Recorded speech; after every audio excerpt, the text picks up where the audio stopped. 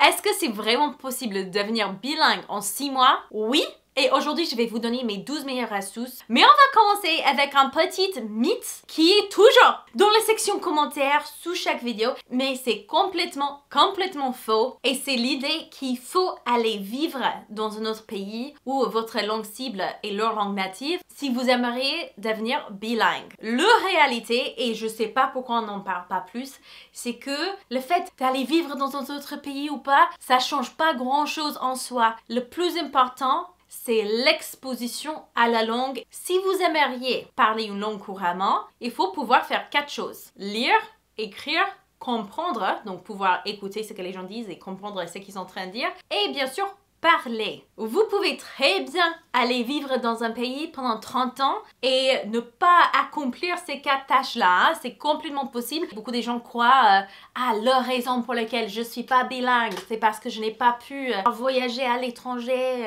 Je parlerai jamais anglais couramment. Alors que c'est une fausse idée reçue. On connaît tous des immigrés qui habitent dans le pays depuis plus de 30 ans et qui parlent toujours pas la langue. J'ai connu beaucoup des personnes en France qui parlaient anglais comme un américain ou un anglophone, un vrai, natif. C'était super impressionnant leur niveau et pourtant ils n'avaient jamais mis le pied dans un pays anglophone. On va parler des choses qui vont vraiment compter dans cette vidéo avec des astuces que vous pourriez réellement utiliser dans votre quotidien. Comme on avait dit, pour être compétent dans une langue, il faut savoir lire, écrire, parler et comprendre. Ces 4 choses-là, le meilleur endroit pour les apprendre, c'est dans les cours. En vrai, c'est vraiment votre meilleure option si vous avez vraiment du temps limité pour devenir bilingue et vous aimeriez que ce soit rapide. C'est la meilleure façon d'être exposé aux 4 façons de communiquer qui sont essentielles pour devenir bilingue. Personnellement, pour les cours d'anglais, je recommande vivement Cambly. Alors Cambly, c'est quoi? C'est la plateforme de référence pour l'apprentissage de l'anglais. Les cours Cambly utilisent une méthode efficace basée sur la pratique avec des tuteurs dans l'anglais et la langue maternelle. Cambly a plus de 100 parcours de formation et plus de 25 000 tuteurs. Avec de la flexibilité totale, vous choisissez la durée et la fréquence des cours. C'est super pour pratiquer votre anglais, surtout cette partie parler et comprendre parce que les tuteurs vous mettent vraiment en confiance.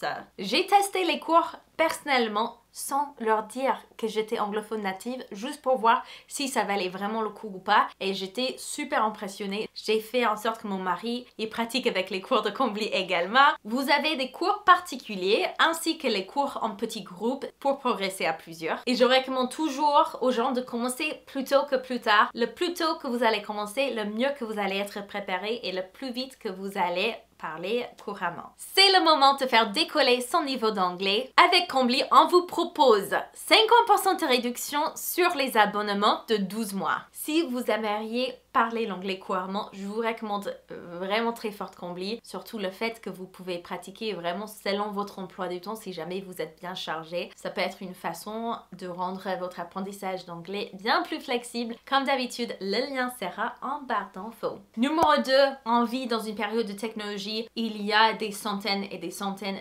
d'applications sur votre portable qui peuvent aller dans votre poche, qui peuvent être amenées avec vous de partout, sur le métro, dans le bus. Quand vous prenez votre pause déjeuner, vous pouvez pratiquer la langue. Ces applications sont souvent peu chères. Après, ça vous expose pas aux 4 points, mais ça peut être une bonne outil pour complimenter les cours. 3. Regardez les bandes dessinées pour enfants, les séries pour les enfants dans votre langue cible.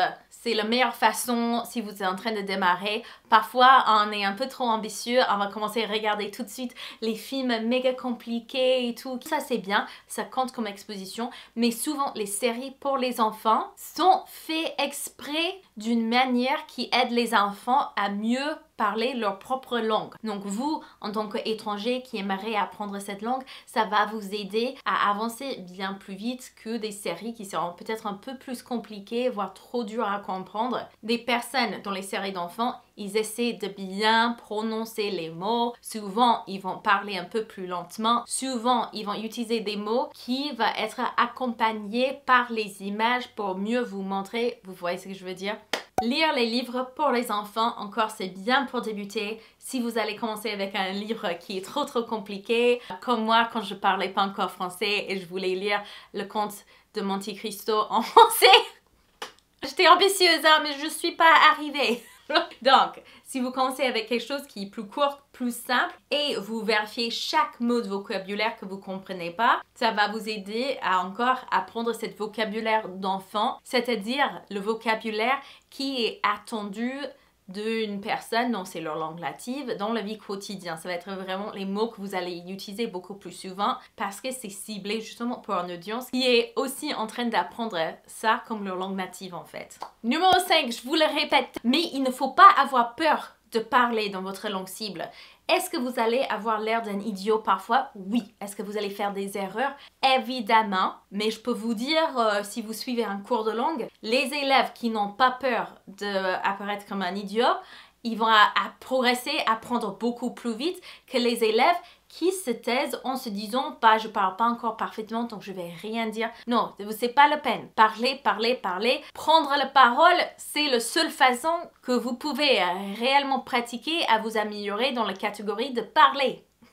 Si vous aimeriez pouvoir bien parler une langue, il faut le parler. Il ne faut pas attendre pour être parfait ou parfaite avant de vous lancer. Et dites-vous, ces personnes devant lesquelles vous allez certainement faire des erreurs, ils vont peut-être vous juger pendant moins de 10 secondes et puis du jour au lendemain, ils vont probablement oublier que vous existez. Ça va être un moment un peu embarrassant pour toi, peut-être si vous faites une erreur très grave. Eux, peut-être ils vont te juger vite fait et puis ils vont t'oublier.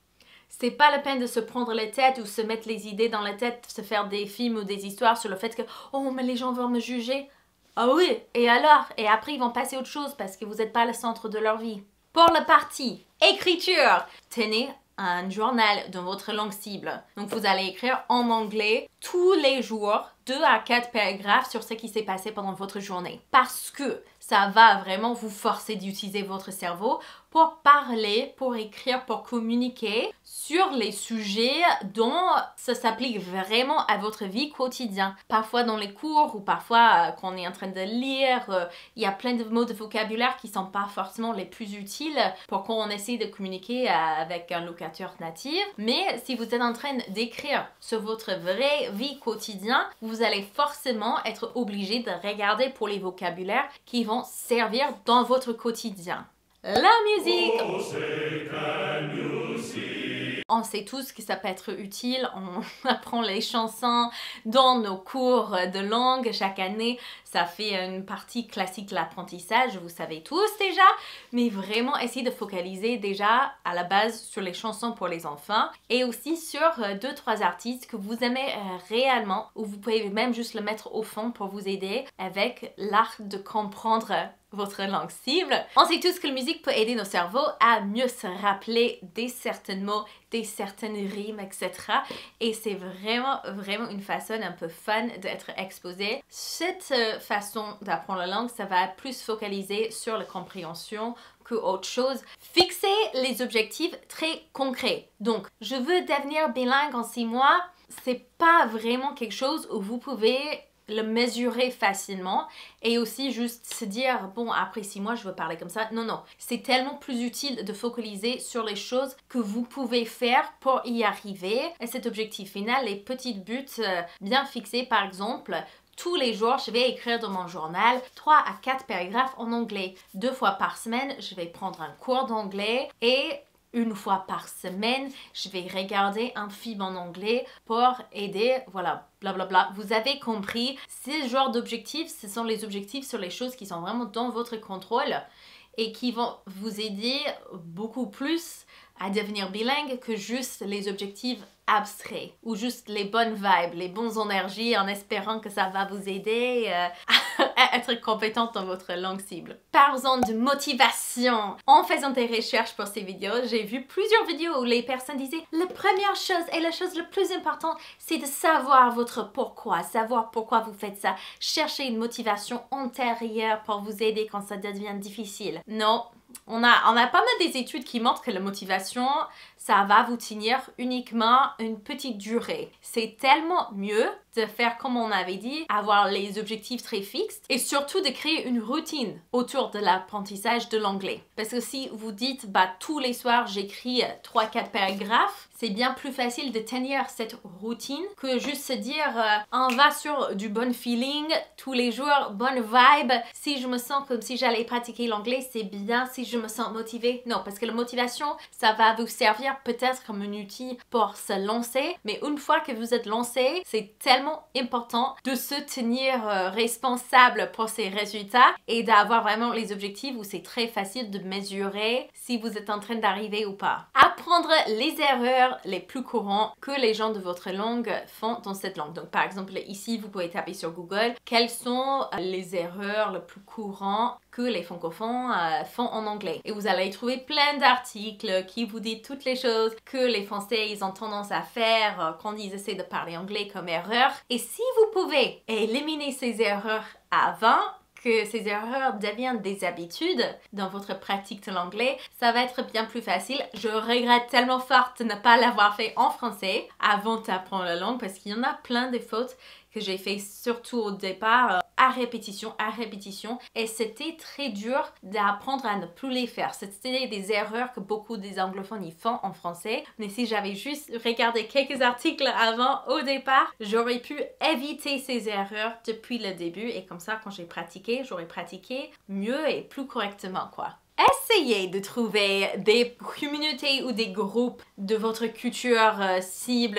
Donc par exemple, vous pouvez essayer de voir s'il y a des magasins anglophones, s'il y a des groupes d'échange avec des Anglais et tout dans votre ville cible. Par exemple, quand j'habitais sur Grenoble, il y avait plein des bars et des groupes avec l'université, il y avait des sites sur internet où on pouvait justement se faire des rencontres avec les personnes qui souhaitaient apprendre l'anglais et nous les personnes qui souhaitaient apprendre le français. On faisait des conversations d'échange, donc 30 minutes dans leur langue cible, puis 30 minutes dans notre langue cible. C'est vraiment une façon fun qui peut bien complémenter les cours et d'autres méthodes que vous allez utiliser pour apprendre votre langue cible. Rappelez-vous, le clé est la pratique constante et la variété dans vos approches d'apprentissage. N'oubliez pas d'aller voir sur Cambly cette super offre qui vaut vraiment le coup. Le lien sera en barre d'infos. Et n'oubliez pas aussi de liker cette vidéo si elle vous aura plu et d'également vous abonner à ce compte pour plus de contenu comme ceci. Je vous aime très fort et j'ai hâte de vous voir dans une prochaine vidéo. Ciao ciao! Peut-être ils vont te juger vite fait et puis ils vont t'oublier. Donc vraiment, passez à autre chose. C'est pas la peine. On va tous mourir un jour. Je devrais pas inclure ça, je crois.